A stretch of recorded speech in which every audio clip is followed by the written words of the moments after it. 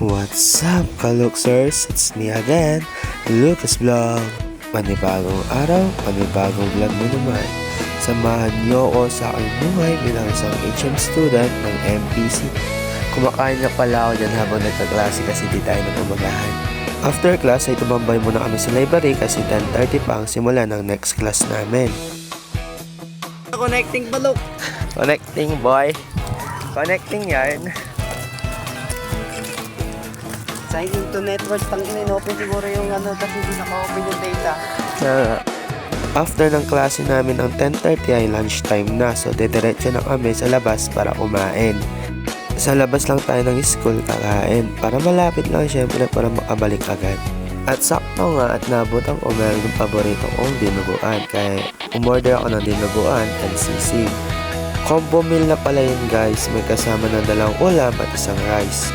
Kaso nga lang, di kasi sa akin yung isang rice, kaya umorder pa ako ng isa. So, binayaran ko yung bali 60 pesos. Fast forward na natin, medyo mabagal kumain tong taong to.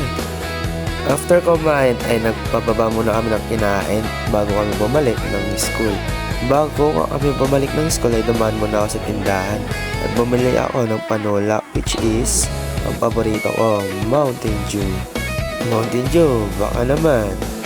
Nung nakarating na pala kami sa classroom ay kinuha muna namin yung mga papers na pinasa namin para maibalik sa mga klase namin. At ito na nga, tinamaan na ng kaburyungan yung kaklase ko kasi nga wala pang teacher, so walang magtuturo. Eto, pinagtripan yung screw nung mismo mesa, tinatanggal niya, hinihigpitan niya. So ito ang pang araw-araw naming buhay bilang HM. Minsan naboboring, minsan may nagtuturo.